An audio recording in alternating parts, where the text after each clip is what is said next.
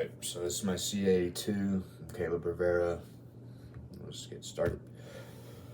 So the school I went to is primarily white school. They have a couple EBs. I got to observe one of those in the classes I was in. She was pretty high level EB. I had her under advanced high, just because she was able to do all the other assignments other kids did. She didn't need any kind of changes made to the assignments, or she wasn't relying on her first language, her native language. Within the assignments, I was told that she had been going to the school since she was really young, and she kind of learned with other kids as they learned certain writing mechanics, how to speak correctly, listen, all those PDLs.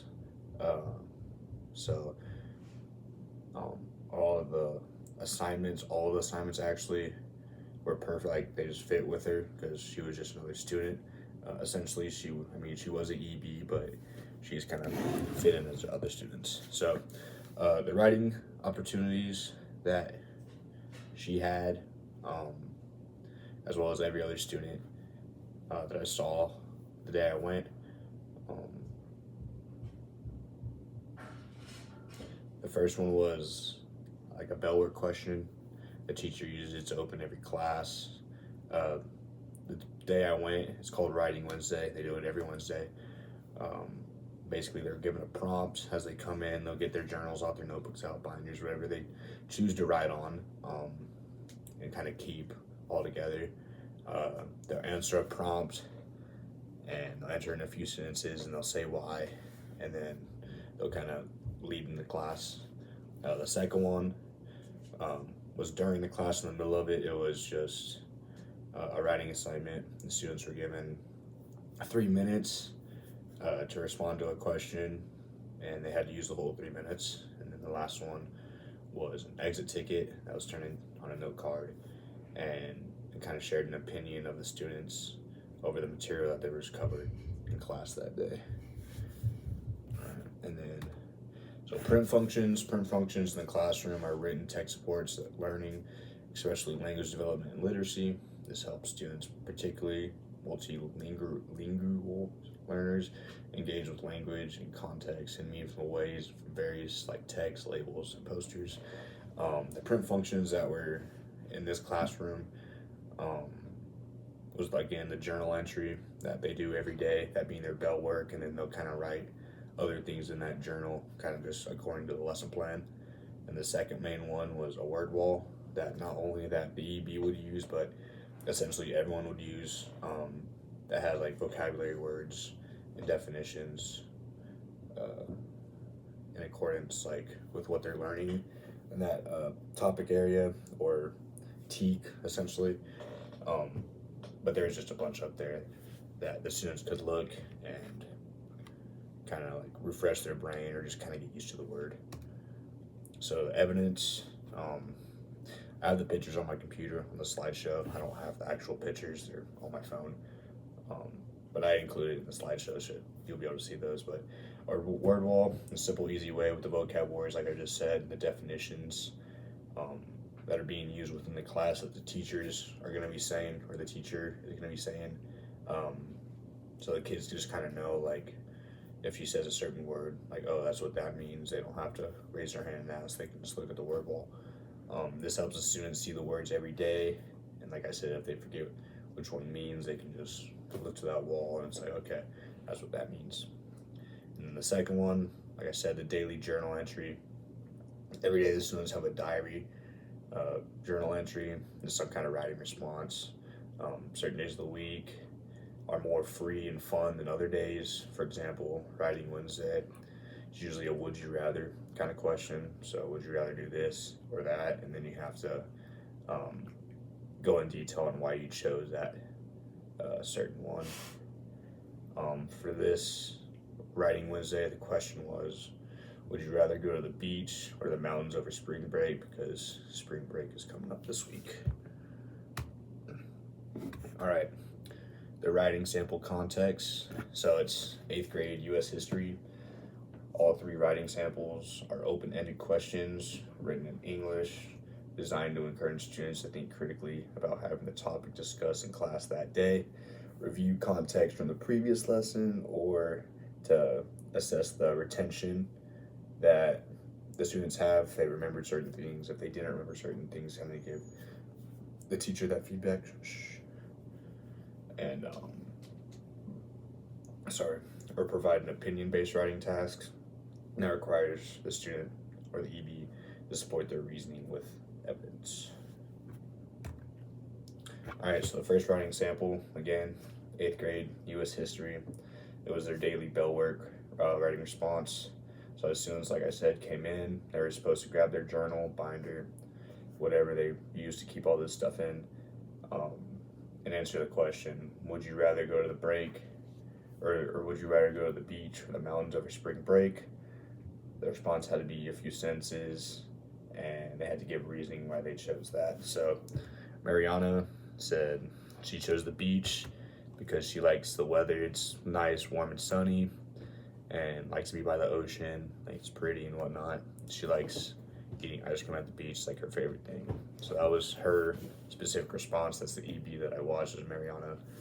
And then second writing response, again, same class, 8th grade, U.S. history, same day. It was a 3-minute writing assignment. So the students are given the 3 minutes to respond to the prompt given. They have to write within the full 3 minutes. They can't stop until the timer goes off. So they have that full time to respond to the question. Once the timer stops, they have to drop their pencil. They don't get to finish their sentence, just leave it as is, essentially. So the prompt was, how do you think the Bill of Rights influence other countries and constitutions or laws around the world? So her response was, scroll down. All right. I think the Bill of Rights influence other countries by showing how important it is to protect individual freedoms. Many countries like Canada and Germany created their own laws to make sure their citizens have rights like freedom of speech, the right to a fair trial, and protection from unfair searches, just like the U.S. Bill of Rights. It also helped, the timer went off, so she didn't get to finish it, of course, but within her writing sample, she showed complete sentences. She showed the ability to generate her own ideas. Even though she was kind of given the prompt, she was still able to kind of go off and use her grade level vocabulary and the topics to give a good response on how the Bill of Rights is important. The third writing response was the exit ticket. Same thing. It was the same day, 8th grade, U.S. history is Mariana's response. So before the students left the class for the day, they had to write on a note card what they think their most important amendment is in the Bill of Rights and why. They also had to write how the country may be different if the founding fathers didn't think that amendment was important enough to include it as in the Bill of Rights as an amendment. So Mariana wrote, the First Amendment is the most important to her because she thinks everyone deserves the freedom to state their opinions on important topics. She said, if there were no freedom of speech, I feel like American government would be too controlling and take away other rights based on that just one right not being given to them.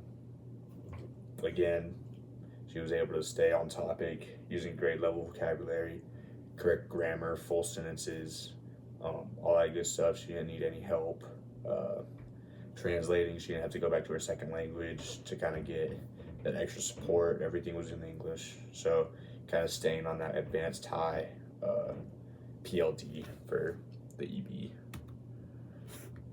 Like I stated before, kind of throughout the video, or the proficiency level. So the proficiency level of the one student I was able to observe, I believe she was advanced high. She had been going to school since she was a young child. She was taught the same things as all the other native speakers, native English speakers that is.